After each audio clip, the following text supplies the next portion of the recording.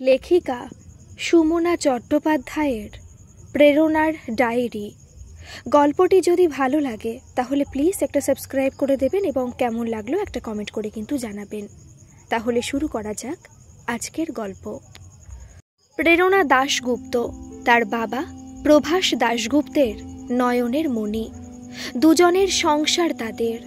বাবার মেয়ের সংসারে অবশ্য আরও একজন আছে, সে হলো কাজল রেখা মণ্ডল। কাজল রেখা প্রভাসের স্ত্রী বিদিশার ছোট বোন। প্রভাস তাকে কাজল বলে ডাকে, আর প্রেরণা তাকে বলে কাজল মাসি। বস্তুত সবাই তাকে ওই শুধু কাজল নামেই ডাকে। কোন কালে কাজল রেখার মা মানে প্রেরণার দিদিমা অনেক শখ করে মেয়ের কাজল রেখা নাম রেখেছিল। সে কথা শুধু কাজল রেখার মাধ্যমিক আর উচ্চ মাধ্যমিকের admit, marksheet, certificate, voter card আর আধার কার্ড মনে রেখেছে। প্রেরণা দাশগুপ্ত বেশ সুন্দরী, উচ্চতা প্রায় 5 ফুট 5 ইঞ্চি। তারই উচ্চতা যে কোনো বাঙালি মেয়ের ঈর্ষার কারণ হতে পারে। তার ওপর প্রেরণার গায়ের রং বেশ ফর্সা, পানপাতার মতো মুখে টিকলো নাক, পাতলা রক্তাভ ঠোঁট এবং তার সাথে দুটি স্বপ্নালু এবং মদির চোখ তাকে যেন আরও মোহময়ী করে তুলেছে। প্রেরণার রূপ যে কোনো পুরুষের চোখই ঝলসে দিতে পারে। প্রভাস চান মেয়ের খুব শীঘ্রই বিয়ে দিতে, আর এত রূপসী মেয়ের বিয়ের সম্বন্ধ যে বাড়ি বয়ে আসবে সেটাই স্বাভাবিক। প্রেরণার বয়স 20 না পেরোতেই আত্মীয় পরিজন, পাড়া প্রতিবেশী, এমনকি প্রভাসের অফিসের সহকর্মীরা পর্যন্ত পাত্রের সন্ধানে উপস্থিত হচ্ছে। প্রেরণার ডাকনাম রুনা। আদরের রুনার ঐকান্তিক আবদারে এবং অনুরোধে তার বিয়েটা কোনো ক্রমে ঠেকিয়ে রেখেছে কাজল রেখা। কাজল রেখার বক্তব্য অত্যন্ত স্পষ্ট। যখনই কোনো পাত্রপক্ষ প্রেরণাকে পছন্দ করেছে, কাজল রেখা বলেছে, রুনা তো কোনো কাজকর্ম কিছুই জানে না প্রভাসদা। সংসার করতে গেলে কিছু সাংসারিক স্বাচ্ছন্দ্যর দায়িত্ব মেয়েদের নিতে হয়, নইলে যে সংসারে শান্তি থাকে না। কথা শুনে প্রভাস চুপ করে থেকেছে। মেয়েকে ঘরের কাজকর্ম শিখতে বলবে এত বড় বুকের পাটা প্রভাসের অন্তত নেই। প্রেরণার মা বিদিশা নারী পুরুষের সমানাধিকার প্রতিষ্ঠায় বিশ্বাসী ছিল। বিদিশার বক্তব্য ছিল, ছেলেরাও এবার একটু একটু করে ডিপেন্ডেন্ট হতে শিখুক। মেয়েরা কি চিরকাল তোমাদের হাতের কাছে গেঞ্জি, জাঙ্গিয়া, রুমাল আর ওয়ালেট এগিয়ে দেবে? ভিজে তোয়ালে বিছানা থেকে তুলে বারান্দায় মেলে দিলে কি তোমাদের পুরুষত্বের হানি হয়? গিজার চালিয়ে গরম জল রেডি করতে এত ধৈর্যের অভাব কেন? ঘন্টায় ঘন্টায় চা কফি তৈরি করে তোমাদের এনার্জি যাতে পুরো মাত্রায় বজায় থাকে সেটা নিশ্চিত করে বউরা নিজেদের ধন্য মনে করবে, এই রকম ধারণা আর কতদিন মনের মধ্যে পুষে রাখবে? আর তোমাদের পছন্দ মতো কখনো পোলাও, মাংস, আবার কখনো মুখের সামনে স্বাস্থ্যসম্মত গরম স্যুপের বাটি এগিয়ে দিয়ে কি আমরা আমাদের নারী জন্ম সার্থক করি? এবার তো অন্তত একটু উল্টো করে ভাবো মশাই। অসুস্থ শুধু কি ছেলেরাই হবে? মেয়েদের শরীরটা কি রক্ত, মাংস, অস্থি, মজ্জা দিয়ে তৈরি নয়? তাদের কি ইচ্ছে করে না রোগশয্যায় তাদের প্রিয় মানুষটির হাতের সেবা পেতে? এসব শিখিয়েছিলেন তোমাকে আমার শাশুড়ি মা। তাহলে আমার মেয়েকে কেন শিখতে হবে এসব? তারও তো এই বংশেই জন্ম। সেক্ষেত্রে আমি চাই সে অন্তত বিয়ের আগে এই সেবামূলক কাজগুলো শেখার হাত থেকে মুক্তি পাক। তুমি যেমন বিয়ের পরেই প্রথম হাতে বাজারের ব্যাগ ধরেছ, রুনাও না হয় বিয়ের পরেই সংসারের কাজকর্মগুলো শিখে নেবে। বিয়ের আগে অন্তত নিজের কেরিয়ারটা রুনাকে একাগ্র চিত্তে গড়ে নেবার সুযোগটুকু দাও। সংসারের আগডুম বাগডুম কাজ ওর ঘাড়ে চাপিয়ে দিয়ে মেয়ের ভবিষ্যৎটা অন্তত রসাতলে পাঠানোর আয়োজন করো না। এটুকু তো অন্তত বাবা মা হিসেবে আমরা রুনার জন্য করতেই পারি, তাই না? প্রভাস গলা ঝেড়ে নিয়ে বলতো, তোমার অন্ততগুলো নিঃসন্দেহে খুবই হৃদয়গ্রাহী বিদিশা, কিন্তু বিয়ের পর তোমার মেয়ে যাতে অকুল পাথারে না পড়ে সেটাও তো ভাবতে হবে। তাই বিয়ে ঠিক হবার পরে অন্তত তাকে কিছু রান্না বান্না আর ঘরের কাজকর্ম শিখিয়ে শ্বশুর বাড়ি পাঠিও। বিদিশা স্বামীর কথা শুনে হাসত, বলতো, আচ্ছা বাবা, ঠিক আছে। আগে তো সে নিজের পায়ে দাঁড়াক, তারপর দেখা যাবে খন। বিদিশা আজ আর নেই। সুন্দরী মেয়ে কবে নিজের পায়ে দাঁড়াবে সেই পর্যন্ত অপেক্ষা করতে প্রভাস মোটেই ইচ্ছুক নয়। আবার মাতৃহীনা মেয়েকে বইপত্র শিখিয়ে তুলে ঘরের কাজ শিখতেও প্রভাস বলতে পারে না। প্রভাসকে চুপ করে থাকতে দেখে কাজল রেখা দ্বিগুণ উদ্যমে বলতে শুরু করেছে, আমি তককে তককে আছি দাদা, তুমি দেখো আমি রুনাকে ঘরের কাজ না শিখিয়ে কিছুতেই ছাড়ছি না। কতদিন ও আর পড়ার দোহাই দিয়ে পার পাবে বলো তো? কাজল রেখা একবার কথা বলতে শুরু করলে সহজে মুখ বন্ধ করে না। যতক্ষণ না মেঘ ডাকার মতো গম্ভীর স্বর তুলে তাকে বাধা দেওয়া হচ্ছে, কাজল রেখা বলতেই থাকবে। প্রভাস কাজল রেখাকে কখনোই বকাবকি করতে পারেন না। এমনিতে মেয়েটার দুঃখের শেষ নেই। বিদিশা চলে যাবার পর সেই চরম বিপদের দিনে প্রভাসের এই হাল ছেঁড়া সংসারের সব দায়িত্ব কাজল রেখা স্বেচ্ছায় নিজের কাঁধে তুলে নিয়েছিল। সারা জীবন রুনাকে মানুষ করতেই সে কাটিয়ে দিল। বেচারির নিজের সংসার আর হলো না। প্রভাসের এক এক সময় নিজেকে ভীষণ স্বার্থপর মনে হয়। মা যতদিন বেঁচে ছিলেন প্রভাসকে বলতেন সে নিজেই যেন তার এই ছোট শ্যালিকাটিকে স্ত্রীর মর্যাদা দেয়, কিন্তু প্রভাসের মন তাতেও সায় দেয়নি। কারণ বিয়ে করলেই মা আবার সে প্রসঙ্গ উত্থাপন করবেন। নাতি ছাড়া নাতনি যে কেন স্বর্গে বাতে দিতে পারে না সে প্রশ্নের মীমাংসা কে করবে? সেই ভয়ঙ্কর দিনটার কথা ভাবলে আজও বুক কাঁপে প্রভাস দাশগুপ্তর। সবকিছু একদম ঠিকঠাক চলছিল, একেবারে যথাযথ নিয়মেই শুরু হয়েছিল দিনটা। প্রেরণা তখন ক্লাস 4-এর ছাত্রী। প্রেরণা স্কুলে বেরোনোর আগে বিদিশা চেঁচাচ্ছে, কিরে রুনা, ওয়াটার বটল নিয়েছিস? টিফিন বক্সে যা যা দিয়েছি একটা জিনিস যদি বাড়িতে ফেরত আসে তাহলে আমি মেরে তোমায় তক্তা বানিয়ে দেব। তারপরে ছুটে এসে প্রেরণার কনিষ্ঠ আঙুলটি দাঁত দিয়ে কামড়ে দিত বিদিশা। দেখে হাসি পেত প্রভাসের। বিয়ে পাশ বিদিশার সাথে প্রভাসের মায়ের যতই বিরোধ থাকুক না কেন, এইসব নজর লাগা টাগা ছোটখাটো কুসংস্কারের ব্যাপারে তারা দুজনেই একমত ছিল। প্রেরণা স্কুল বাসে করে স্কুলে চলে গেল, আর প্রভাস গেল অফিসে। অফিস পৌঁছবার মাত্র 1 ঘন্টার মধ্যে বাড়ি থেকে সে ফোনটা এসেছিল। বাথরুমে পা স্লিপ করে পড়ে গেছে বিদিশা। হাউমাউ করে কাঁদতে কাঁদতে মা ফোন করেছিল। ওরে বাবুরে, সব শেষ হয়ে গেল। কত করে বলি বিদিশাকে এ সময় একটু সাবধানে চলাফেরা করতে, তা তোর বউ আমার কথা শুনলে তো? বিদিশা প্রেগনেন্ট ছিল তখন, আর একটা বাচ্চা হোক, ওরা স্বামী স্ত্রী দুজনেই কেউ সেটা চায়নি। মায়ের একঘেয়ে বারংবার অনুরোধে আর একটা বাচ্চা নেবার সিদ্ধান্ত এক প্রকার চাপে পড়ে নিয়েছিল বিদিশা আর প্রভাস। প্রেরণাকে নিয়ে তারা দুজনেই যথেষ্ট হ্যাপি ছিল, কিন্তু মা মনে করতেন বংশধর হিসেবে একটি ছেলের জন্ম দেওয়া ভীষণ প্রয়োজন। বিদিশা বলেছিল, দ্বিতীয়বার যে সন্তান আসবে সে তো ছেলে না হয়ে মেয়েও হতে পারে, তাই না? তখন কি আবার আপনি আমায় মা হতে বলবেন? যতক্ষণ না আমি ছেলের জন্ম দিতে পারছি ততবার আপনি আমায় মা হতে বলবেন তো? আমার কোনো আপত্তি নেই মা, কিন্তু আপনার ছেলের মনে হয় 2টি সন্তানেরই ব্যয়ভার বহন করবার মতো তত ক্ষমতা নেই। প্রভাসের মা স্বর্ণলতা দেবী বললেন, তুমি কি আমাকেও কিছু বলার সুযোগ দেবে বৌমা? নাকি তুমি আমার চেয়ে একটু বেশি লেখাপড়া শিখেছ বলে তুমি একাই বক্তৃতা দেবে আর আমাকে মাথা নিচু করে তোমার সব কথা শুনে যেতে হবে?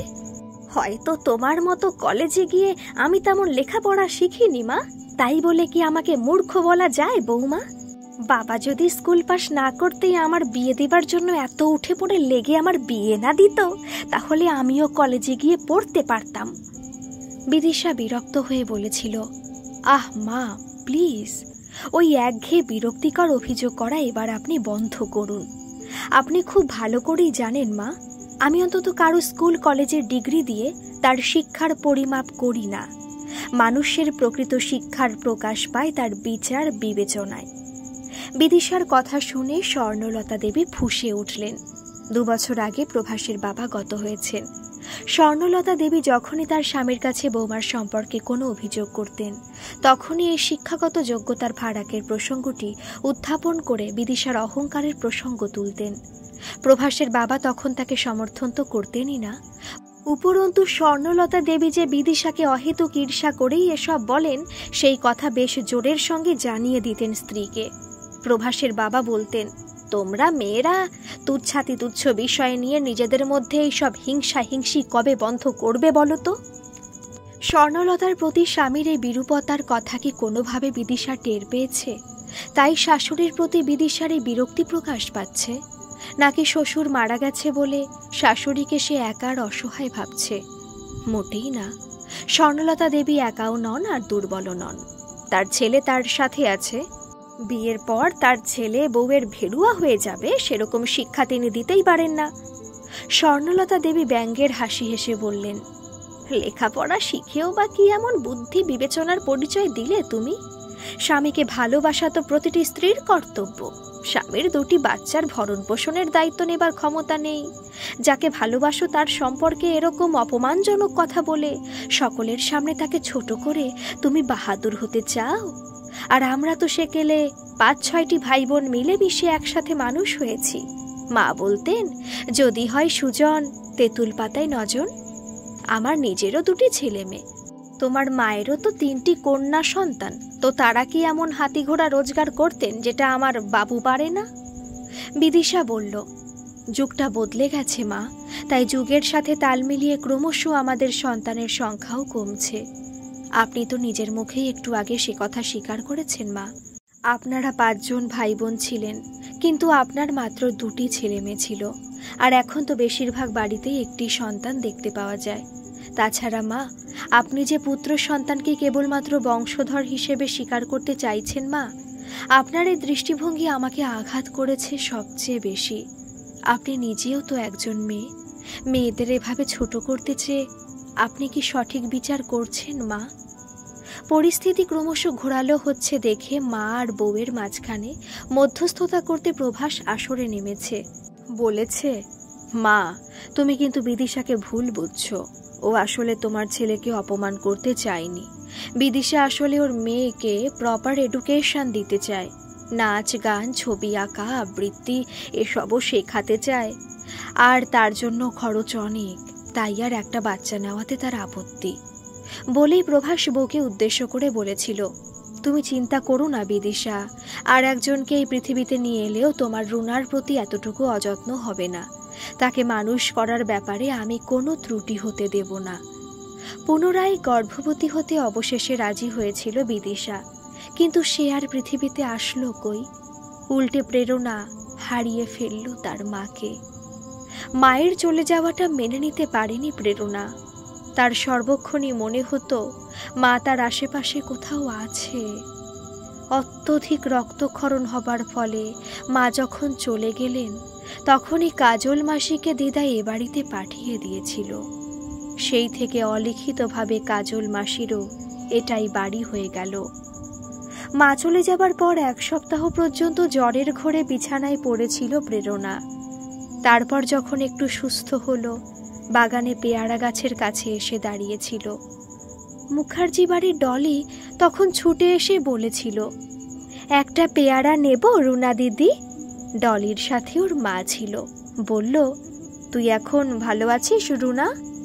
প্রেরণা আস্তে করে একপাশে ঘাড় কাত করে হ্যাঁ বলল। মুখার্জি কাকিমা বলল, মা বাবাকে কারো চিরকাল থাকে বল? তবে তোর কষ্টটা আমি বুঝি। এত ছোট বয়সে তুই তোর মাকে হারিয়ে ফেললি, খুবই কষ্টের ব্যাপার। কিন্তু কি আর করা যাবে। আর একটা কথা কি জানিস রুনা, তুই যদি এত মনমরা হয়ে থাকিস, স্কুলে না যাস, তাহলে তোর মা তো আরো কষ্ট পাবে। ডলি বলল, জেঠিমা ওই আকাশে লুকিয়ে বসে সব দেখছে মা। কাকিমা বলল, দেখেছিস রুনা ডলি কি বলছে? ভালো করে আকাশের দিকে তাকিয়ে খুঁজলে মাকে তুই ঠিক দেখতে পাবি। ডলি পেয়ারা পেড়ে তাতে কামড়াতে যেতেই কাকিমা হই হই করে উঠল, ইস ছি ছি ডলি, বাড়িতে চল, বাড়ি গিয়ে ধুয়ে খাবি। ডলিকে নিয়ে কাকিমা চলে গেল। কেন ওই দূরে আকাশে লুকিয়ে আছে মা? কেন কথা বলবে না আর তার সাথে? মা কি ভীষণ রেগে আছে তার ওপর? মা যে সব সময় প্রেরণাকে শাসন করত, ওয়াটার বটল, টিফিন বক্স আর পড়া নিয়ে পেছনে লেগে থাকতো। তাতে যে প্রেরণা সেদিন খুব বিরক্ত হয়েছিল। ওই যেদিন মা পড়ে গেল, সেটা কি মা তার মুখ দেখে বুঝতে পেরেছিল? তাই জন্যই কি মা তাকে ফেলে রেখে চলে গেল? এতটা নিষ্ঠুর কি করে হতে পারলো মা? ভাবতে ভাবতেই প্রেরণার চোখ দিয়ে জল গড়িয়ে পড়ল। প্রেরণার নরম গাল দুটো ভিজে গেল। প্রেরণা তখন ঘর থেকে কাজল মাসির ডাক শুনতে পেল।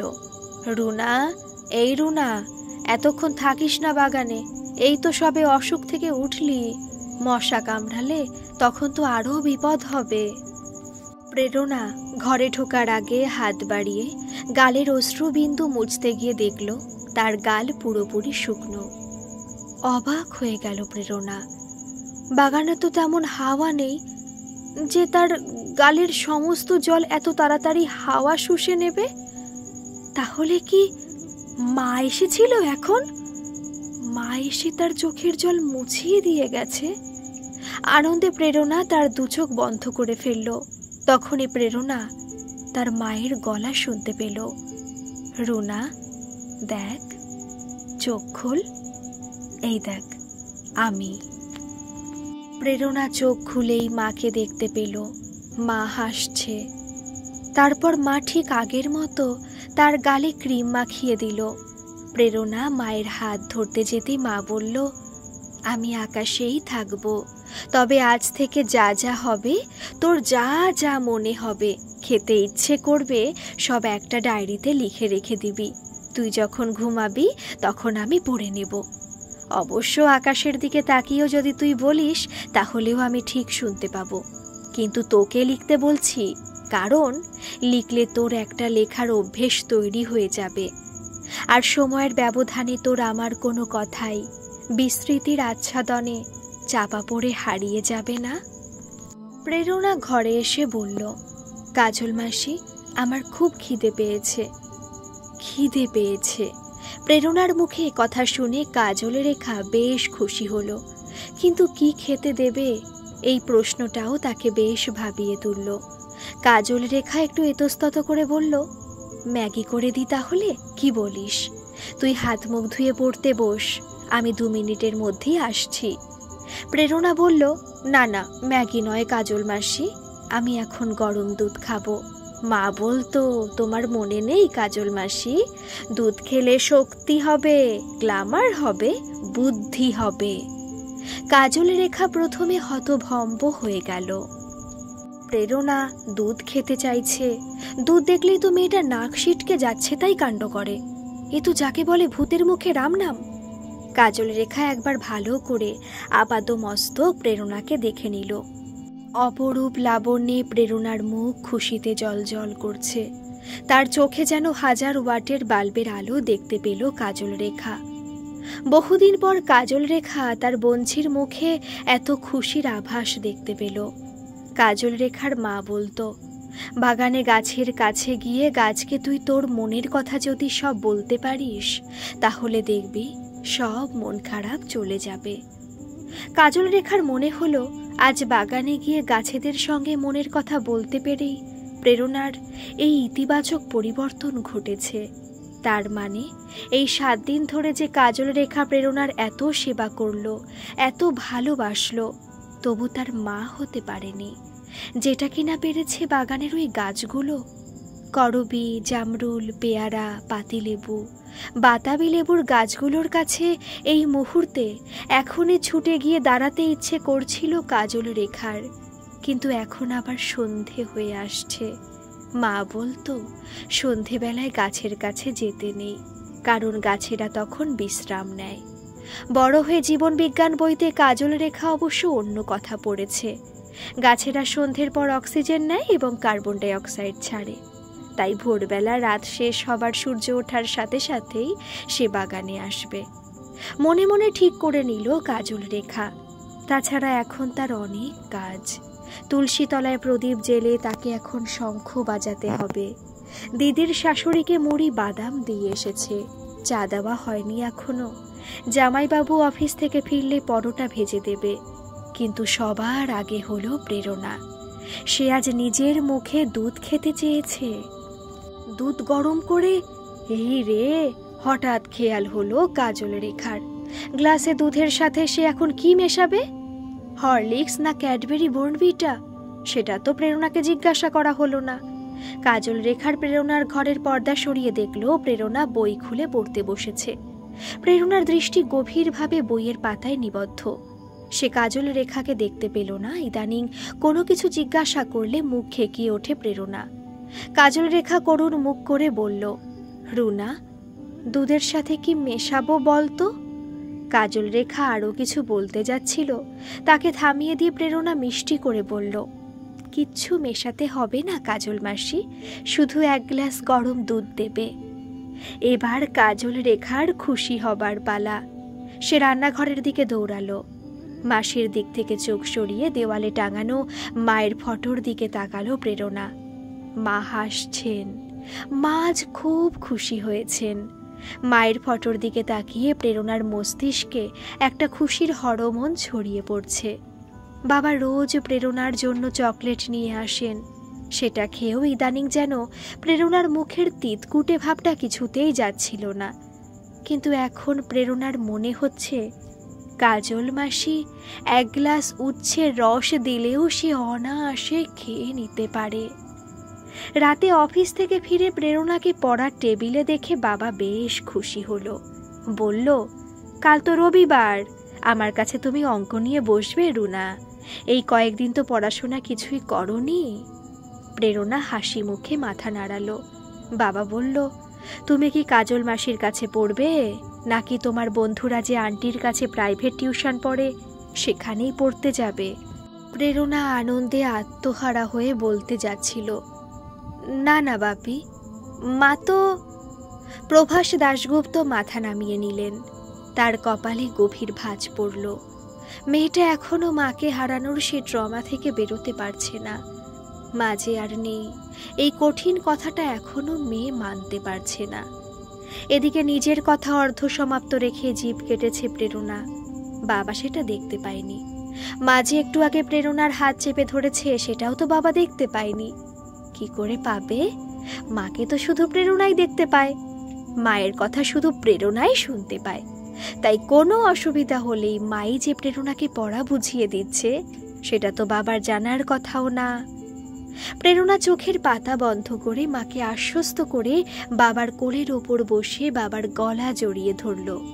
বলল, ও বাপি, স্কুলে আমাদের আন্টিরা এত সুন্দর করে পড়ায়, আমার আর কোনো প্রাইভেট টিউটারের দরকার হবে না। আমি এবার ভালো রেজাল্ট করবই, তুমি দেখে নিও। প্রভাস খুশি হয়ে বলল, বাহ, এই তো চাই রুনা, অনেক বড় হও তুমি। বলেই অবাক হয়ে মেয়ের মুখের দিকে তাকালেন। মেয়ের চুল একদম পরিপাটি করে বাঁধা।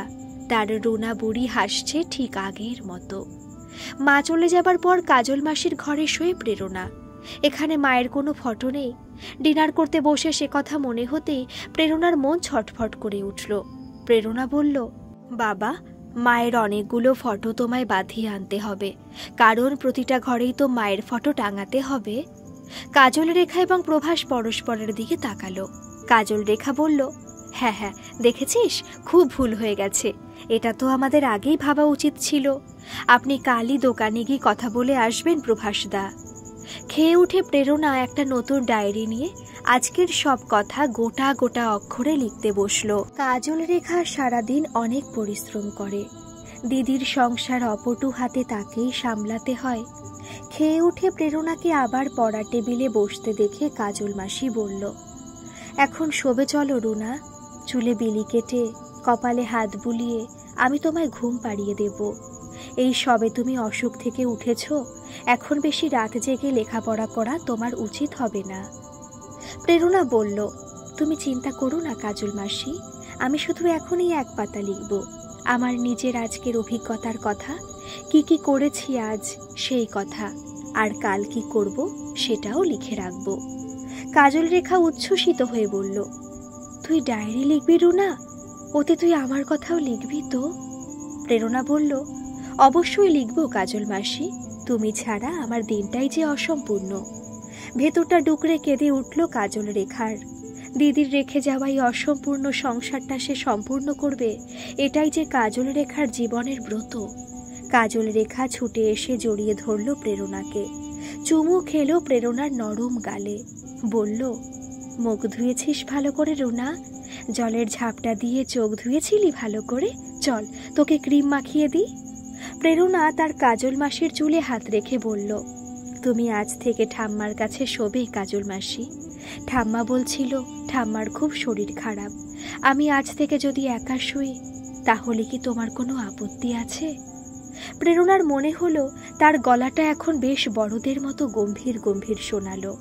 কথাগুলো যেন প্রেরণা বলেনি, প্রেরণা যেন শুধু ঠোঁট নাড়ল আর কথাগুলো মা বলল। তার মানে আজ থেকে মা নিজেই এসে তাকে ঘুম পাড়িয়ে দেবে। কাজল রেখা 2 হাত দিয়ে প্রেরণার গাল দুটো ধরে বলল, আচ্ছা বেশ, তুই যদি একা শুতে চাস তাই শুবি, কিন্তু বেশি রাত জাগিস না।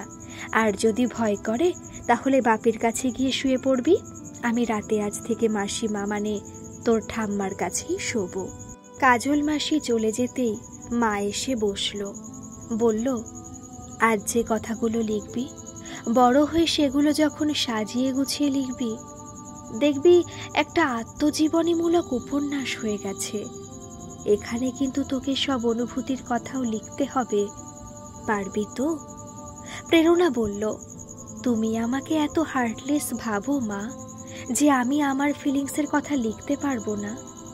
আজ যখন তোমাকে আমি বাগানে জড়িয়ে ধরেছিলাম আমার কি মনে হলো জানো? মনে হলো একটা অন্ধকার ঘরে আমি যেন 7 দিন বন্দি হয়েছিলাম। তারপর আমি আজ সানরাইজ দেখতে পেয়েছি, একটা ভেরি ব্যাড স্মেল যেটার জন্য আমার নিঃশ্বাস নিতে কষ্ট হচ্ছিল সেটা আর নেই। তার বদলে আমার সারা ফ্রকে কেউ যেন এক শিশি পারফিউম ঢেলে দিয়েছে।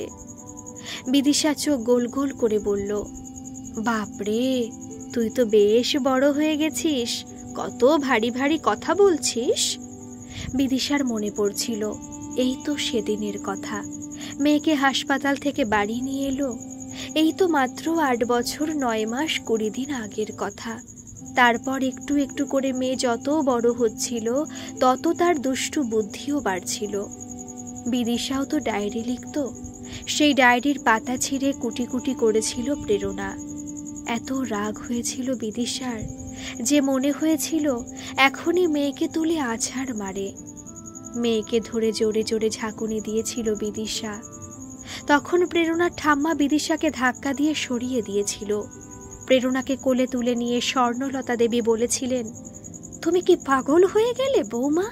এতটুকু শিশুকে কি কেউ এভাবে মারে? বলেই ছেঁড়া পাতাগুলোর দিকে তাকিয়ে বলেছিল, কি এমন লেখা ছিল ওই খাতাতে যে তার শোকে তুমি একেবারে পাগল হয়ে গেলে? কলেজে পড়ার সময় কোনো পুরনো প্রেমিকের কথা ওতে লিখে রেখেছিলে বুঝি? বিদিশা দাঁড়িয়ে তখন কাঁদছিল, অথচ শয়তান মেয়ে তখন দিব্যি ঠাম্মার কোলে উঠে মায়ের দিকে তাকিয়ে হাসছে। শ্বশুর মশাই এসে বিদিশার মাথায় হাত রেখে বলেছিলেন, কলেজে কি লোকে প্রেম করতে যায় প্রভাসের মা? আর পুরনো প্রেম ছাড়া কি মানুষের আর কিছুই লেখার নেই? প্রথম মা অথবা বাবা হবার রোমাঞ্চ, পাহাড়ের উপত্যকায় দাঁড়িয়ে সূর্যাস্ত দেখার আনন্দ, প্রথম খোপা বাঁধার সার্থকতা, সমুদ্রের ঢেউ গুনতে গুনতে আপন মনে গান গাওয়ার সুখ, জীবনে প্রথম একটা অখাদ্য রান্না করে বাবার হাসি মুখ দেখার তৃপ্তির কথা লিখেও তো কালির আঁচড়ে ভরিয়ে তোলা যায় দিস্তে দিস্তে কাগজ। প্রেরণা চিন্তিত গলায় বলল, আমি কিন্তু এই স্টোরিটা ইংলিশে লিখব মা, কি নাম দেব বলো তো? বিদিশা বলল, আগে তো শেষ হোক, তারপর নামের কথা ভাবা যাবে। আর হ্যাঁ, তোর ছোট্টবেলার কথাও কিন্তু লিখতে হবে। হিসি করে তুই তার ওপর বসে থাবড়া মেরে মেরে খেলতিস, এত খেলনা কিনে দিত তোকে তোর বাবা, অথচ ওটাই তোর প্রিয় খেলা ছিল। আর আমি ভয়ে সব কাজ ফেলে ছুটে আসতাম। তোর যে আমার খুব ঠান্ডা লাগার ধাত, এই সবই লিখে রেখেছিলাম আমার ডায়েরিতে, কিন্তু তুই তো সেটা ছিঁড়ে দিয়েছিস। তোর তো মনে নেই সে কথা? এত রাগ হয়েছিল না তখন তোর ওপর, বলে বোঝাতে পারবো না। এই গল্পটা প্রেরণা আগেও ঠাম্মার কাছে শুনেছে, অনেকবার প্রেরণাকে গল্পটা বলেছে ঠাম্মা। বাবা, সে কি রাগ রে রুনা তোর মায়ের, যদি দেখতিস যেন মেরেই ফেলবে তোকে। প্রেরণা মাকে জড়িয়ে ধরে খিলখিল করে হেসে উঠল। কপট রাগ দেখিয়ে মেয়েকে সরিয়ে দিল বিদিশা। কাজল রেখা খিড়কির দরজা দিয়ে বেরিয়ে বাগানে ঢোকার আগে থমকে দাঁড়ালো। প্রেরণা সূর্য প্রণাম করছে। দিদি প্রেরণাকে এই কবছরে কত কিছুই না শিখিয়েছে। কাজল রেখার মনে পড়ছিল বাবা তাদের 3 বোনকেই এটা শিখিয়েছিলেন। বাবা বলতেন, সূর্য প্রণাম করলে একসঙ্গে অনেকগুলি যোগ ব্যায়াম করা হয়ে যায়। এত ভোরবেলা প্রেরণা ঘুম থেকে উঠে পড়েছে। এখন তো 5:30 বাজে। 5টা থেকে স্বর্ণলতা ধাক্কা দিচ্ছে কাজল রেখাকে। বলি, কি ঘুম রে তোর কাজল? এতক্ষণ শুয়ে আছিস কি করে? এত বড় রাত পেরিয়ে গেল, তোর কি বাথরুম যাবার প্রয়োজন পড়ে না হতভাগী? কাজল রেখা রাতে ভালো করে ঘুমাতে পারেনি। স্বর্ণলতা রাতে তার পাশে শুয়ে বারবার উৎখাত করেছে। কখনো বলেছে জল খাবে, তো কখনো বলেছে হাঁটু কামড়াচ্ছে, একটু টিপে দিলে ভালো হতো। এই বুড়ি কি কম জ্বালিয়েছে দিদিকে? প্রত্যেকটা ছোটখাটো ব্যাপার নিয়ে অশান্তি করেছে। এই তো মাধ্যমিক পাশ করার পর মা যখন মারা গেল, আর তার 1 বছর পরেই চলে গেল বাবা, তখন কাজল রেখার এ বাড়িতে থাকতে আসা নিয়েও তো বুড়ি অশান্তি করেছিল। অথচ যেই দিদি মারা গেল অমনি তাকে নিয়ে আদিক্ষেতা শুরু করেছে। সেটা যে কেন তা কি বোঝে না কাজল রেখা? আজ দিদি বেঁচে থাকলে তাকে নিশ্চয়ই কলেজে ভর্তি করত। জামাইবাবু চাইলেও বুড়ি সেটা কিছুতেই হতে দেবে না। প্রেরণার কাছে বুড়ি খুব ভালো মানুষ সেজে থাকে। হজবরলা পড়ে শোনায়, রুনা দিদি, দিদি ভাই, আমার রুনা বুড়ি বলে কত আদর করে। প্রেরণা কি জানে তার ঠাকুমার এই মুখটার আড়ালে আর একটা মুখও আছে? মানুষের যে কতগুলো মুখ থাকে সে হয়তো শুধু ভগবানই জানে। আচ্ছা, দিদি তো এখন ভগবান হয়ে গেছে। প্রেরণার স্বপ্নের মধ্যে যদি দিদি আসে, তাহলে কি দিদি মেয়েকে বলবে তার শাশুড়ির এই সব স্বার্থপরতার কথা?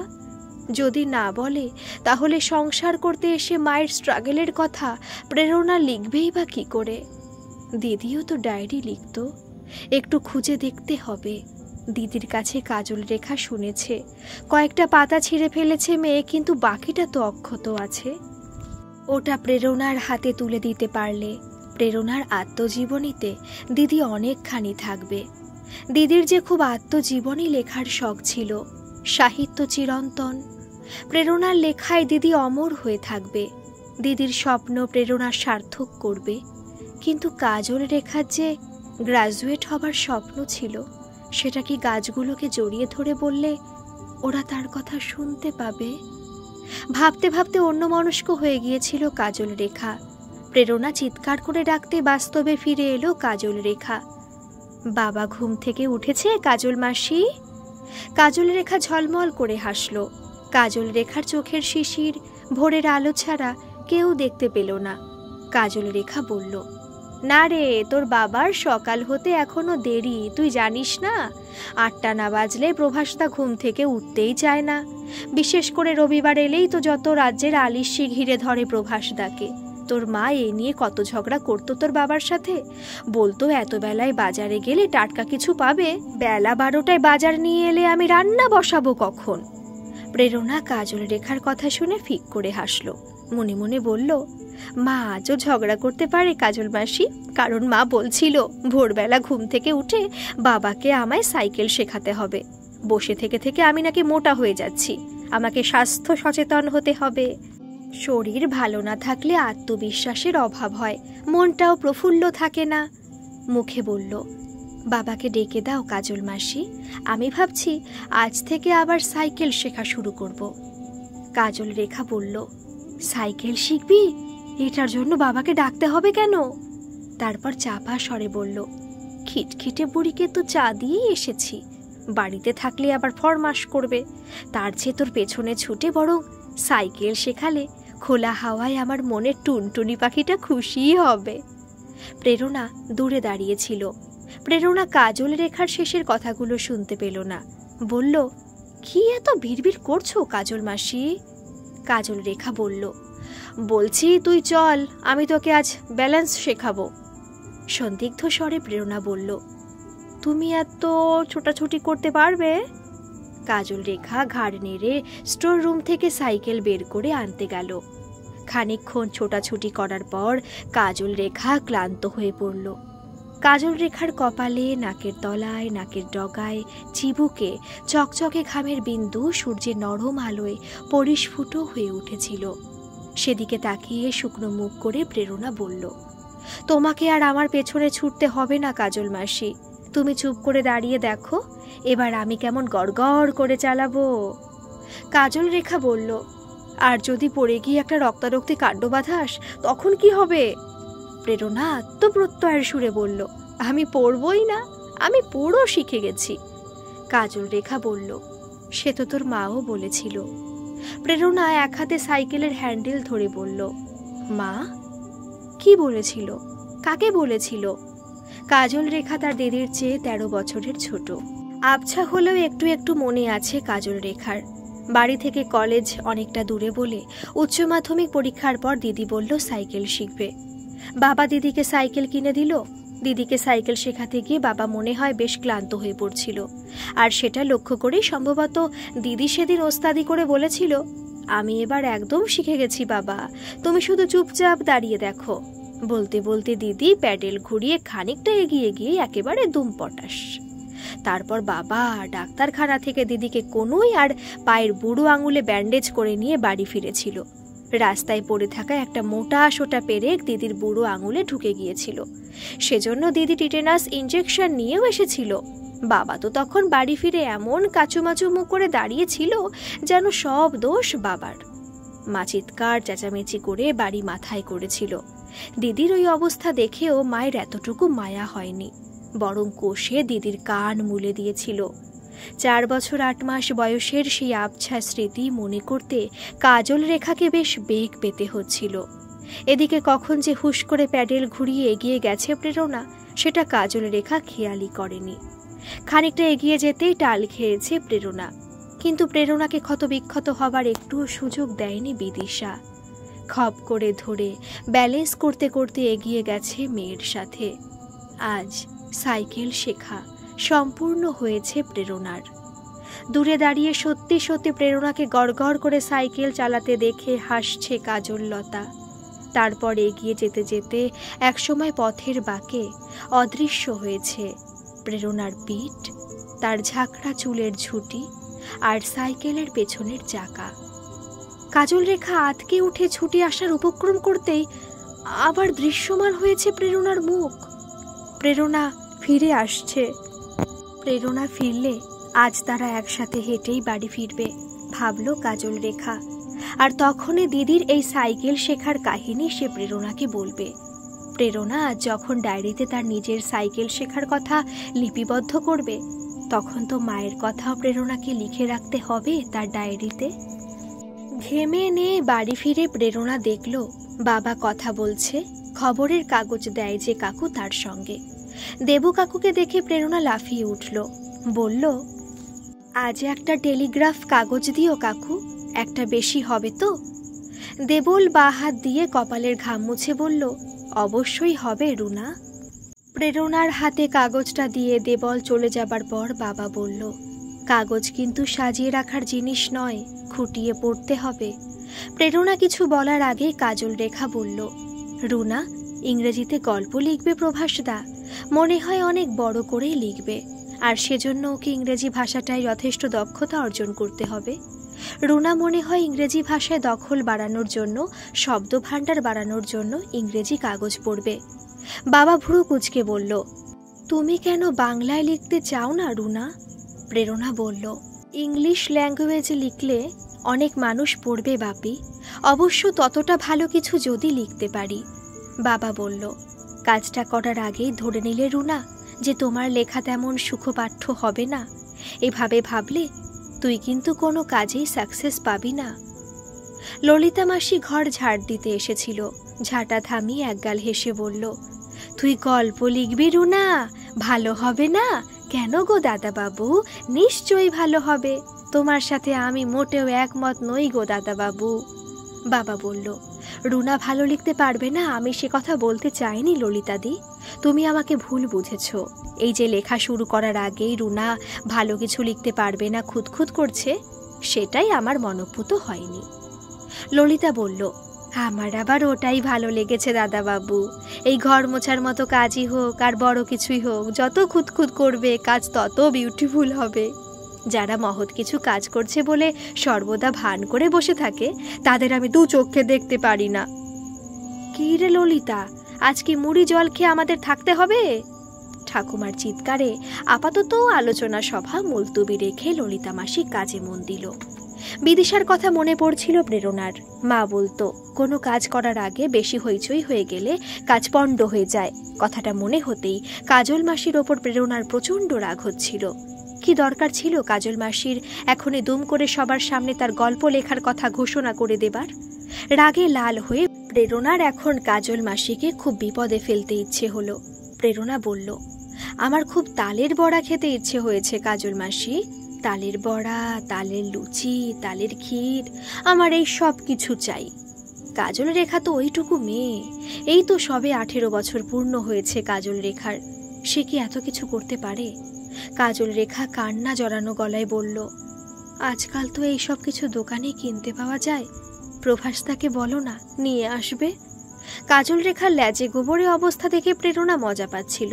বলল, দোকানের খাবারের স্বাদ কি বাড়ির লোকেদের হাতে তৈরি খাবারের মতো হয়? এবছর মায়ের শরীর খারাপ ছিল বলে বাড়িতে জন্মাষ্টমী পুজো পর্যন্ত করা হয়নি। নিজে না পারলে ঠাকুমার কাছ থেকে রেসিপি জেনে নিয়ে বানিয়ে ফেলো। কাজল রেখা এবার কেঁদে ফেলল। এত ভালোবাসে রুনাকে, তবু কিছুতেই তার মন পাওয়া যায় না। কথায় কথায় কেবল দিদির প্রসঙ্গ টেনে এনে তাকে কষ্টই দিতে চায় মেয়েটা। দিদির মতো সে যে কিছুই পারে না, তা কি জানে না কাজল রেখা? সর্ষে বাড়তে গেলে তেতো হয়ে যায়, নয় গোটা গোটা হয়ে ঝালের ওপর ভাসতে থাকে। ভালো করে জামা কাপড় ইস্ত্রি পর্যন্ত করতে পারে না। সবাই যে দিদির মতো এক্সপার্ট হবে তেমন কি হয় নাকি?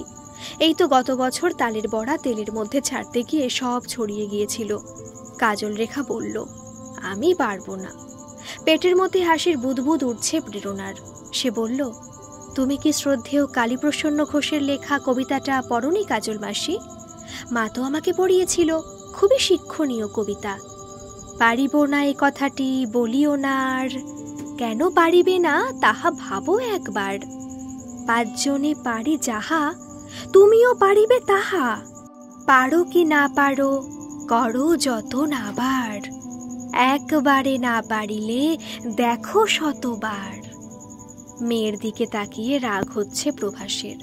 একটা মানুষ এসব কিছু করতে পারে না জেনেও তাকে এভাবে হেনস্থা করার মানে কি? প্রভাসের মনে হচ্ছিল ঠাস করে একটা চড় বসিয়ে দেয় মেয়ের গালে, কিন্তু সেটাও পারছে না।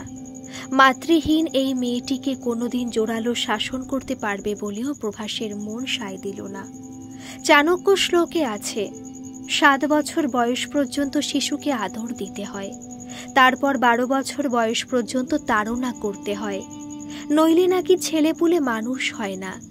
তবে কি তার মেয়েটা এরকম অসভ্য আর অমানুষ তৈরি হবে? রাগ চেপে প্রভাস বলল, ওসব কাজল করতে পারবে না রুনা। তাতে যদি তোমার মনে হয় উপোস দেবে, তাহলেও আমার কিছু বলার নেই। বাবার কথায় এতক্ষণের মজাটা যেন হাওয়ায় মিলিয়ে গেল। ঘাড় গোজ করে প্রেরণা বলল, আমার স্কুল ড্রেসে তুমি হাত দেবে না কাজল মাসি, আমি নিজে আয়রন করে নেব। প্রত্যুত্তরে বাবা অথবা কাজল মাসি কেউ কিছু বলার আগে ঠাকুর ঘর থেকে ঠাকুমার হাউমাউ কণ্ঠস্বর ভেসে এলো, ওরে বাবু দেখে যা, ঠাকুর ঘরে থালায় করে তালের লুচি, তালের বড়া, বাটিতে ক্ষীর কে সব রেখে গেছে। বাড়িতে নিশ্চয়ই বৌমার অতৃপ্ত প্রেতাত্মা ঘুরে বেড়াচ্ছে। একটা শান্তি সস্তয়ন এবার করতে হবে। ললিতা মাসি ঠাকুমার বাসি কাপড় জামায় সাবান মাখাচ্ছিল। ঠাকুমার চিৎকারে কলপার থেকে ছুটে গেল ঠাকুর ঘরের দিকে। বাবা আর কাজল মাসি আগেই গেছে। ওরা চলে যেতেই মায়ের সাথে মুহূর্তের মধ্যে কথা হয়ে গেছে প্রেরণার। মায়ের এখন অলৌকিক শক্তি, আর তার জোরেই মা প্রেরণাকে খুশি করতেই কাণ্ডটি ঘটিয়েছে। মুচকি হেসে এক দৌড়ে ঠাকুর ঘরের দরজার কাছে ললিতা মাসির পাশে গিয়ে দাঁড়িয়েছে প্রেরণা। ললিতা মাসির হাত নিজের মুঠিতে সজোরে চেপে ধরে প্রেরণা বলল, আরে এসব তো ললিতা মাসি বাড়ি থেকে বানিয়ে নিয়ে এসে থালায় করে সাজিয়ে রেখেছে। ঠাকুমা যেরকম কাস্ট নিয়ে বাড়াবাড়ি করে, সেজন্যই আমি আগে থেকে ললিতা মাসিকে কোনো কিছু বলতে বারণ করেছিলাম। যাক বাবা, প্রবলেম আপাতত সলভ। তুমি বেঁচে গেলে কাজল মাসি, তোমার কিন্তু ললিতা মাসির কাছে গ্রেটফুল থাকা উচিত। কথাগুলো বলার সময় ললিতা মাসির হাতে একটা মোক্ষম চিমটি কেটেছে প্রেরণা। ভয়ে চুপ করে গেছে কাজল মাসি। এই মিথ্যে কথাটা বলার জন্য প্রেরণার এই মুহূর্তে কোনো গিল্টি ফিলিং হচ্ছে না। স্বয়ং সুকুমার রায় হযবরলাতে সেই কোন কালে লিখে গেছেন, সত্যিকার আসামি না পাওয়া গেলে হাতের কাছে যাকে পাওয়া যায়, দুর্বল গোছের কেউ, তাকেই কাঠগড়ায় দাঁড় করিয়ে আসামি বানিয়ে দেওয়া হয়। পুলিশ তো হামেশা এমনই করে, আসল কালপ্রিটকে ধরতে না পারলেই মজা দেখতে আসা যে কোনো কাউকে ধরে চালান করে দেয়। সে জায়গায় প্রেরণা তো একটা ভালো কাজের জন্যই ললিতা মাসিকে দায়ভাগী করেছে। আজ রাতে ডায়েরি লিখতে বসার আগে সুকুমার রায়ের লেখা কবিতাগুলো আবোল তাবোল মন দিয়ে পড়তে হবে। ওগুলোর মধ্যে দারুণ সব ইনার মিনিং আছে, স্টোরি লিখতে গেলে অনেক কাজে আসবে। সবাই যখন তার দিকে জিজ্ঞাসু দৃষ্টিতে তাকিয়ে আছে, তখন প্রেরণার মাথার মধ্যে এই কথাগুলোই ঘুরপাক খাচ্ছিল। স্কুল গিয়ে প্রেরণা লক্ষ্য করল বন্ধুরা অনেকেই তার দিকে সহানুভূতি দৃষ্টিতে তাকাচ্ছে। ছুটির পর প্রেরণার বেস্ট ফ্রেন্ড সৌমিতা, ওর মা আসতেই প্রেরণাকে হাত নেড়ে কাছে ডাকল। আহেলিয়ার সুরভির মাও এসে দাঁড়িয়েছে সৌমিতার মা সেনগুপ্ত আন্টির কাছে। প্রেরণা ওয়াটার বটল খুলে এক ঢোক জল খেয়ে থমকে দাঁড়ালো। তার রিক্সা কাকু এখনো আসেনি। প্রেরণা ব্যাগের চেন খুলে এলোমেলো বই খাতা আর পেন্সিল বক্স নিয়ে নাড়াচাড়া করছিল। ইচ্ছে করেই এটা করছিল, কারণ প্রেরণা একটু দূরে দাঁড়িয়েই ওদের কথাবার্তা স্পষ্ট শুনতে পাচ্ছিল। বিদিশাকে নিয়েই ওরা আলোচনা করছিল। যে মা প্রেরণার সাথে সাথেই আছে, তার চলে যাওয়া নিয়ে কোনো আলোচনা ওর ভালো লাগে না। সুরভির মা বলল, প্রেরণার মাকে তো প্রেগনেন্ট দেখেছিলাম, কি হয়েছিল গো? সেনগুপ্ত আন্টি বলল, ওই তো পড়ে গিয়ে তারপর ব্লিডিং। আহেলির মা বলল, সঙ্গে সঙ্গে হাসপাতালে নিয়ে যাওয়া হয়নি? সেনগুপ্ত আন্টি বলল, ডলির মায়ের কাছে শুনেছি পাড়ার লোকেরা অ্যাক্সিডেন্ট হবার সঙ্গে সঙ্গেই হসপিটালাইজড করেছিল, কিন্তু এত ব্লিডিং হচ্ছিল যে ডাক্তাররা কিছুই করতে পারেনি। সুরভির মা বলল, আমার ননদেরও তো ওই রকম কেস হয়েছিল, বেবিকে বাঁচানো যায়নি ঠিকই, কিন্তু আমার ননদ তো ভালোই আছে। সবই ডেস্টিনি। ঠোঁট উল্টে দীর্ঘ নিঃশ্বাস ফেলে সুরভির মা চলে গেল। আহিলির মা বলল, কিছু করতে পারেনি নাকি তেমন গুরুত্বই দেওয়া হয়নি, কে জানে। সুরভির নন্দাই শুনেছি উলুবেরিয়ার ভিডিও, ওরা সব জায়গাতে স্পেশাল ট্রিটমেন্ট পায়। যা বলেছ ভাই। সমিতার মা বলল, আমার জেঠু যখন পড়ে গিয়ে মাথায় চোট পেয়ে হাসপাতালে ভর্তি হলো, সমিতার বাবা তো বলল, তোমার জেঠু কত বড় একজন অনারেবল অ্যাডভোকেট, এক চিলতে রক্ত বেরোলেও তিনি স্পেশাল ট্রিটমেন্ট পাবেন। আমরা আর তাকে দেখতে গিয়ে কি বা করব? এ কি আর আমরা গো, রাস্তায় লরি চাপা পড়ে রক্ত গঙ্গা বয়ে গেলেও কেউ আমাদের ফিরেও দেখবে না, টাকা ঢেলেও আমাদের কোনো সুরাহা হবে না গো। তোমার জেঠুর ফ্যামিলির অ্যাটিটিউড দেখেই ডাক্তার, নার্স, অ্যাটেন্ডেন্ট যে যেখানে আছে সবাই ছুটে আসবে। তোমার জেঠু তো দাদার কোটের পকেট থেকে লাল রুমাল উকি দেবে। তোমার জেঠিমার বৌদির গা থেকে বিদেশি পারফিউমের সুবাস গোটা পরিবেশটাই তো মাতিয়ে দেবে। গোটা পৃথিবীটাই বড় লোকদের বশ, যদিও হাতে গোনা ব্যতিক্রম অবশ্যই আছে। আহিলির মা বলল, সেজন্যই বোধহয় উনি পরিশেষে ভাগ্যের দোহাই দিলেন। এতক্ষণে রিক্সা কাকুকে গেটে দারোয়ানজির সাথে কথা বলতে দেখে স্বস্তির নিঃশ্বাস ফেলল প্রেরণা। সমিতার আহিলির দিকে হাত নেড়ে প্রেরণা গেটের দিকে এগিয়ে গেল। প্রেরণা এখন অনেকটা বড় হয়েছে, ক্লাস 6-এ উঠেছে। মা তাকে বেঁচে থাকতে গুড টাচ আর ব্যাড টাচ শিখিয়েছিল, তাই কেউ বাজেভাবে স্পর্শ করলে বুঝতে পারে প্রেরণা। বাবার ছোটবেলার এক বন্ধু বাড়িতে এসে প্রেরণাকে কোলে বসতে বলেছিল। প্রেরণা মিষ্টি করে হেসে এড়িয়ে গেছে, বলেছে এখনই ডলিদের বাড়িতে যেতে হবে। ডলি তাকে বলেছে জবা ফুল এঁকে দিতে।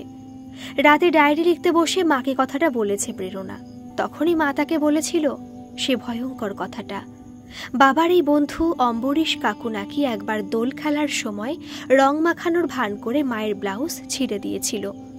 তোকে বলবো বলবো করে কথাটা বলতে পারিনি জানিস, তবে পুরুষদের লোভাতুর দৃষ্টি সম্পর্কে তোকে ওয়াকিবহল হতে কতটা শেখাতে পেরেছি সেটাও আমার দেখা হলো। প্রেরণা বলল, এই কাজটা তুমি মোটেও ঠিক করনি মা, কাউকে না বললেও এই কথাটা তোমার কিন্তু আমাকে বলা উচিত ছিল। মা বলল, রে, কিন্তু এটা আমি বাপের বাড়ি গিয়ে মাকে যখন বলেছিলাম তখন তোর কাজল মাসি সব কিছুই শুনেছিল। প্রেরণা বলল, ও তাই? তখন আমি ডলিদের বাড়ি যাবার কথা বলতেই কাজল মাসি আমায় খুব তাড়া দিল। বিদিশা বলল, কাজল তোকে সবসময় প্রোটেক্ট করে রে, বেচারির আর নিজের সংসার হলো না। আজকাল ঠাকুমা প্রায় বাবার সাথে কাজল মাসির বিয়ে দেবার কথা বলে। এটা শুনলে মোটেই ভালো লাগে না প্রেরণার। মায়ের জায়গায় অন্য কেউ এ বাড়িতে বাবার স্ত্রীর পরিচয় থাকবে, এটা ভাবলেই তার মাথা গরম হয়ে যায়। প্রসঙ্গ ঘোরানোর জন্য প্রেরণা বলল, তুমি এই কথাটা বাবাকে কেন বলনি মা? বিদিশা বলল, তুই নিশ্চয়ই ঠাকুমার কাছে শুনে থাকবি, তোর বাবার একবার পা ভেঙে গিয়েছিল, তখন তোর বাবা কলেজে পড়ে। প্রায় 1.5 মাস তখন তোর বাবা কলেজে যেতে পারেনি। সে সময় উনি তোর বাবাকে নোটস দিয়ে অনেক সাহায্য করেছিলেন। তাছাড়া তোর বাবার এই চাকরিটা পাবার ব্যাপারেও তিনি অনেক সাহায্য করেছিলেন। তাই আমি তার সম্পর্কে খারাপ কিছু বললে তোর ঠাকুমার বাবা হয়তো অনর্থক আমার সাথে ঝগড়া করতেন। এছাড়া আর বিশেষ কিছু লাভ হতো বলে তো আমার মনে হয় না। প্রেরণা আশ্চর্য হয়ে বলল, কেন ঝগড়া হতো?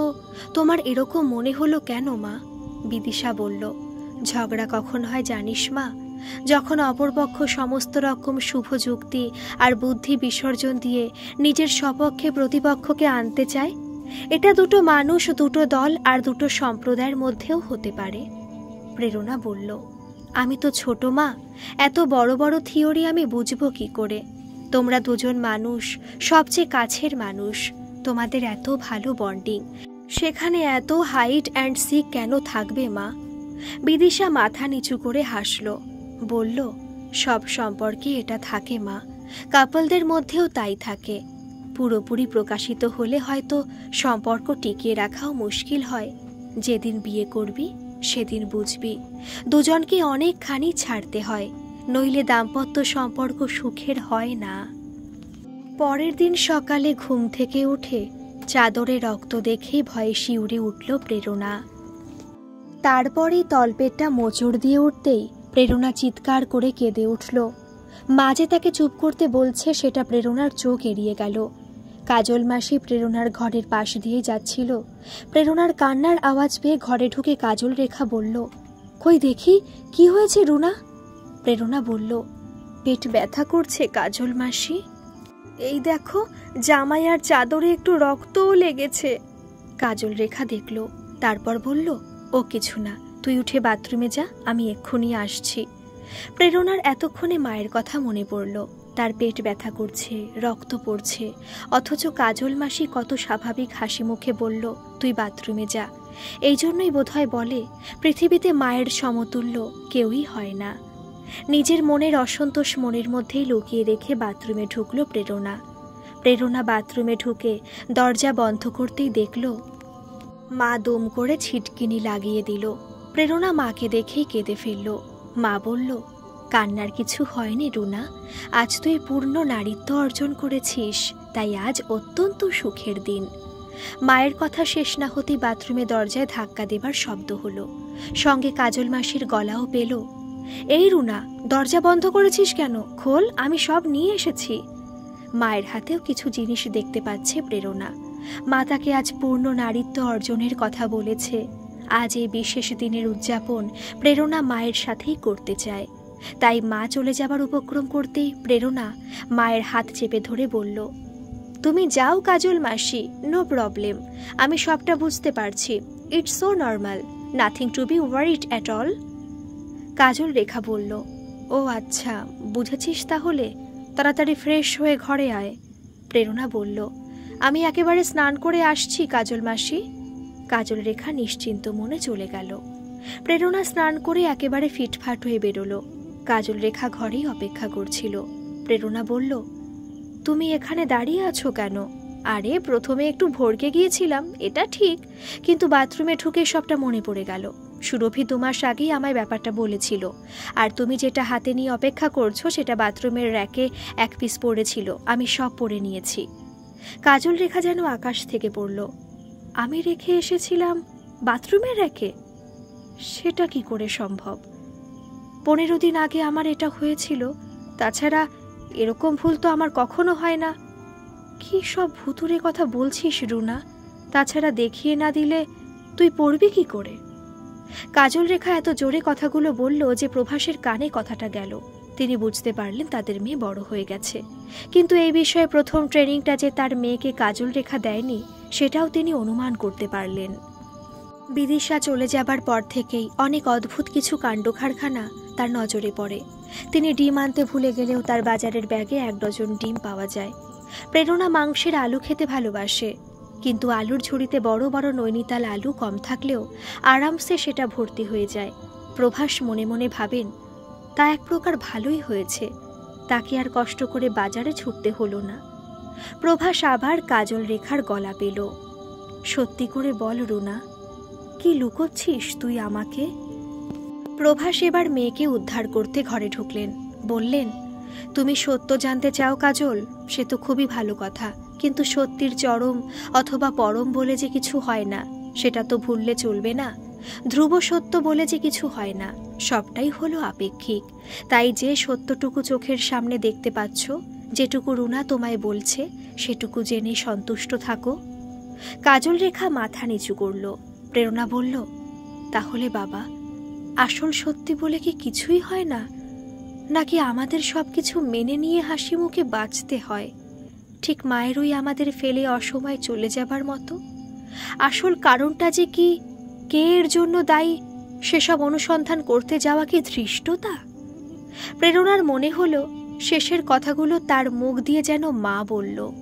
প্রভাস বলল, অথবা হয়তো তিনি যেতে পারেননি, সশরীরে না হলেও কোনো না কোনো অলৌকিক উপায়ে তিনি হয়তো আমাদের জড়িয়েই আছেন।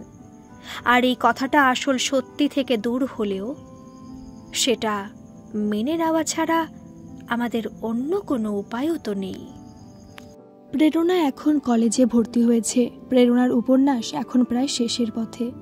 যদিও উপন্যাসের কি নাম দেবে প্রেরণা, সেটা সে এখনও ঠিক করতে পারেনি।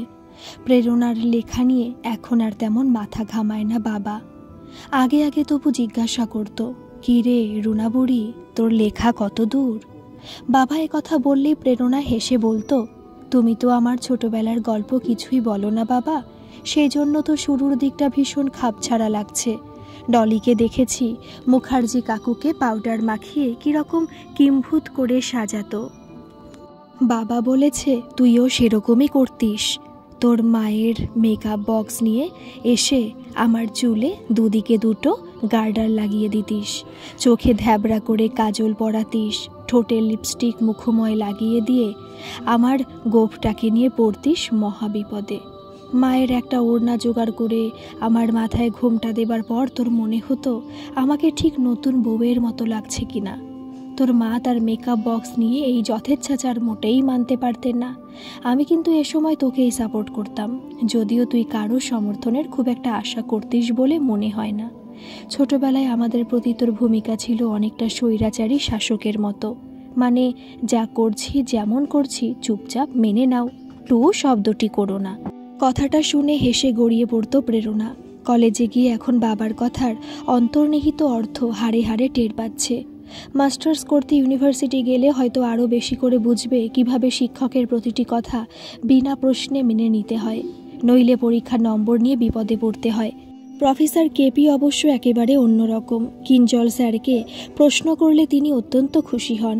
বাবা যেহেতু একেবারেই পাত্তা দিচ্ছে না, তাই নিজের লেখা উপন্যাস ছাপার ব্যাপারে তার কাছেই সাহায্য চাইবে, এরকমটাই ভেবে রেখেছে প্রেরণা। প্রেরণার লেখাপড়া বাদ দিয়ে বাবা যে ইদানিং তার বিয়ে নিয়ে ব্যতিব্যস্ত হয়ে উঠেছে এবং কাজল মাসির সাথে এটা নিয়ে আলোচনা করছে, সেটা প্রেরণার কানে আসে। বস্তুত বছর 1.5 আগে ঠাকুমা মারা যাবার কিছুদিন পর থেকেই বাবা আর কাজল মাসি তাকে বিদায় করার জন্য উঠে পড়ে লেগেছে। কারণ ঠাকুমা যতদিন বেঁচে ছিলেন ততদিন তিনি বাবার কি হিল্লে করবেন, কাজল মাসির এ বাড়িতে থাকা নিয়ে পাড়ার কুচুটে লোকেরা কি নিন্দে মন্দ করছে এসব বিষয় নিয়ে নিজে যেমন বিব্রত থাকতেন, তেমনি যখন তখন এসব প্রসঙ্গ তুলে সবাইকে বিড়ম্বনায় ফেলতেন। প্রেরণা এখনই বিয়ে করতে চায় না। সে ভাবল সে নিজেই এবারে ঠাকুমার ভূমিকায় কিছুটা অবতীর্ণ হবে। আংশিক ভূমিকা নেবার অর্থ হলো প্রেরণা বলবে তার আগে কাজল মাসির বিয়ে দেওয়াই বাবার কর্তব্য। বাবাকে নিয়ে তার কোনো মাথা ব্যথা নেই। কথাটা প্রেরণা মাকে বলল। বিদিশা বলল, বুদ্ধিটা তুই ভালোই বের করেছিস বটে, কিন্তু কাজল মাসির পর তুই যখন শ্বশুর বাড়ি চলে যাবি তখন তোর বাবাকে কে দেখবে? প্রেরণা বলল, ললিতা মাসির ছেলের বউ এখন কাজ করছে আমাদের বাড়িতে, সেই বাবাকে দেখবে। বিদিশা বলল, তুই একজন লেখিকা হিসেবে আত্মপ্রকাশ করতে চলেছিস, অথচ একটা সামান্য ব্যাপার বুঝতে পারছিস না। প্রেরণা গম্ভীরভাবে বলল, বাবার একাকিত্বকে তুমি হাইলাইট করতে চাইছো, আর সেটা দীপা দিদির পক্ষে দূর করা সম্ভব নয়, এটাই বলছো তো? কিন্তু মা, তুমি কি খেয়াল করোনি যে বাবার সবসময়ের সঙ্গী হলো বই? বাবা বুকের ওপর বই রেখে ঘুমিয়ে পড়ে। বাবা নিজেই তো বলে, বই মানে শুধু ছাপার অক্ষর নয়, বই হলো মানুষের নিঃসঙ্গতা কাটাবার সর্বোত্তম উপায়। বিদিশা বলল, রাখ তো তোর বাবার জ্ঞানের কথা। তুই খেয়াল করিসনি রুনা, একসাথে থাকতে থাকতে তোর বাবা আর কাজল মাসির মধ্যে একটা মেন্টাল অ্যাটাচমেন্ট তৈরি হয়েছে। কিন্তু ওরা যে এক হতে পারছে না তার কারণ শুধুমাত্র তুই নোস। হয়তো কোনো একটা মধ্যবিত্ত ট্যাবু কাজ করছে ওদের মধ্যে। ওদের এই আড়ষ্টতা কাটানোর জন্য তোকে এগিয়ে আসতে হবে মা। তুই বলবি তুই স্বপ্নে দেখেছিস ঠাকুমা তোকে বলছে ওদের বিয়ে না দিলে ঠাকুমার আত্মা মুক্তি পাচ্ছে না। আর তাছাড়া তোর অনুপস্থিতিতে ওদের একসাথে থাকা নিয়ে পাড়ার লোক নানা কথা বলবে। এমনকি শ্বশুরবাড়ি গিয়েও হয়তো তোকে এই নিয়ে অনেক কথা শুনতে হবে। তাই ওরা রেজিস্ট্রি করে বিয়ে না করলে তুইও চিরকাল কুমারী হয়ে এই বাড়িতেই থাকবি। একথা তুই তোর বাবা আর কাজল মাসিকে সাফ সাফ জানিয়ে দে। প্রেরণা একটু ভেবে বলল, ঠিক আছে মা, তুমি যখন বলছো তাই হবে। সকালে ঘড়ির কাঁটা 7:30 ছোবার পরেও প্রেরণা বিছানা থেকে উঠল না। কাজল রেখা এসে যখন তাকে 2-3 বার ঠেলা দিল, প্রেরণা বলল, আমাকে ডিস্টার্ব করো না কাজল মাসি, আমার মন ভালো নেই। কাজল রেখা উদ্বিগ্ন কণ্ঠে জিজ্ঞাসা করল, কি হয়েছে আমাকে বল রুনা, কলেজে কেউ কিছু বলেছে তোকে? প্রেরণা ফুপিয়ে কেঁদে উঠল, কোনো উত্তর দিল না।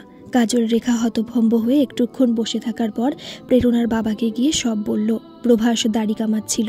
সেই কাজ অর্ধ সমাপ্ত রেখে সে প্রেরণার কাছে এসে বসল। মেয়ের পিঠে হাত রেখে প্রভাস বলল, তোর কি হয়েছে আমাকে বল রুনা বুড়ি। বাবা পিঠে হাত রাখতেই উঠে বসল প্রেরণা। তারপর বাবাকে জড়িয়ে ধরে বাবার বুকের উপর মাথা রেখে হাউ হাউ করে কেঁদে উঠল। প্রভাস যত বলে, কি হয়েছে আমার সোনা মায়ের, কে কি বলেছে, আমি এখনই তার মুন্ডুপাত করব। আমি আমার দুর্গা মায়ের বাহন বলে কথা। দেখি তো কার ঘাড়ে কটা মাথা আছে। আমার মেয়েকে কষ্ট দেয়, কিন্তু মেয়ের কান্নার বেগ কিছুতেই থামে না। অনেকক্ষণ কান্নাকাটি করার পর মুখ তুলল প্রেরণা। বলল, ঠাকুমা বলেছে তুমি যদি কাজল মাসিকে রেজিস্ট্রি না করো তাহলে ঠাকুমার আত্মা ভীষণ কষ্ট পাচ্ছে। বাবা মাথা নিচু করে বলল, কিন্তু? প্রেরণা বলল, কোনো কিন্তু নয় বাবা, অন্তত আমার মুখ যে এই সিদ্ধান্তটা তোমাকে নিতেই হবে। তুমি যদি আমার কথা মেনে না নাও তাহলে আমিও সারা জীবন আইবুড়ো হয়েই থাকবো। তাই ঠাকুমার কথাকে মর্যাদা দেবার জন্য না হলেও অন্তত আমাকে বিয়ে দিতে চাইলে তোমাকে আমার এই প্রস্তাবটুকু অন্তত মেনে নিতেই হবে। প্রেরণার মুখে এতবার অন্তত কথাটা শুনে বিদিশার কথা খুব মনে পড়ছিল প্রভাসের। মনে হচ্ছিল যেন মেয়ের মুখ দিয়ে বিদিশাই বলছে তাকে কথাগুলো। কাজল মাসিকে রেজিস্ট্রি করার পর বাবা আবার আদা জল খেয়ে পড়েছে প্রেরণার পেছনে, অথচ প্রেরণা কিছুতেই মুখ ফুটে বাবাকে বলতে পারছে না সেই সত্যি কথাটা। কিঞ্জল স্যারকে তার ভয়ানক পছন্দ, কিঞ্জল পাত্রকেও তো কথাটা বলতে পারেনি প্রেরণা। অথচ নানা অজুহাতে দুজনে হোয়াটসঅ্যাপে চ্যাট করছে প্রায় মাঝরাত পর্যন্ত। স্যারও তো কিছুই বলেননি তাকে। বিএ পরীক্ষার রেজাল্ট বেরিয়ে গেছে, ফার্স্ট ক্লাস ফার্স্ট হয়েছে প্রেরণা। স্যার তার উপন্যাস প্রকাশের আগে বাড়িতে এসে দেখা করবেন বলেছেন। এত সুন্দর একটা লেখা, তার জবরদস্ত একটা নাম তো দিতেই হবে, সেটা নিয়েই আলোচনা করতে চান কিঞ্জল। কিঞ্জল পাত্র বাড়িতে এসে ডোরবেল বাজাতে বাবা তাকে হাসি মুখে অভ্যর্থনা জানালেন। বললেন, আসুন স্যার, আপনার জন্যই অপেক্ষা করছি। কিঞ্জল অপ্রস্তুত হয়ে বলল, আমি আপনার চেয়ে বয়সে অনেকটা ছোট, যদিও প্রেরণার চেয়ে আমি বয়সে অনেকটাই বড়, প্রায় 11 বছরের। তবু আপনার চেয়ে তো অনেকটাই জুনিয়র। তাই বলছিলাম কি আপনি আমাকে তুমি বলেই সম্বোধন করবেন আর আমার নাম ধরেই ডাকবেন। প্রভাস হেসে বলল, সার্টেনলি ইয়াং ম্যান। কিঞ্জল পাত্রকে কাজল মাসি প্রেরণার ঘরে নিয়ে গেল। প্রেরণা আজ শাড়ি পরেছে, তাই শাড়ির কুচি আর আঁচল নিয়ে প্রেরণা আজ মহাব্যস্ত। বসার ঘরে গিয়ে অতিথিকে আপ্যায়ন করার মতো তার ফুরসত নেই। প্রেরণাকে দেখে হাসি মুখে কিঞ্জল বলল, darling, I always remember you.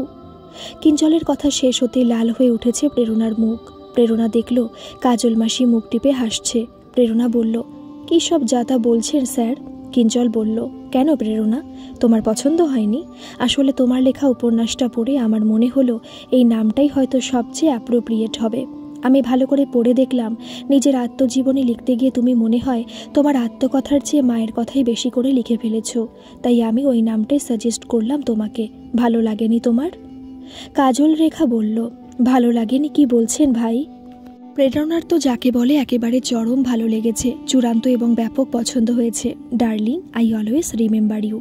কথাটা আপনি মুখ ফুটে বলার সাথে সাথে কীরকম ব্লাশ করছে প্রেরণা, সেটা দেখতে পেলেন না? প্রেরণার বাবাকে গিয়ে আমি এখনই সব বলছি। বলেই প্রেরণার দিকে তাকালো কাজল মাসি, বলল, সামনের ফাল্গুনে তোদের 4 হাত এক করে দেব রুনা। খামোখা বেচারি দিবানিশি তোকে মনে করে করে বসন্তকে বিদায় জানাবে, সেটা ধৈর্যে সইবে? এতটা নিষ্ঠুর তুই হতে পারিস, কিন্তু তোর মা হয়ে ছেলেটার প্রতি এতটা নির্দয় তো আমি কিছুতেই হতে পারি না।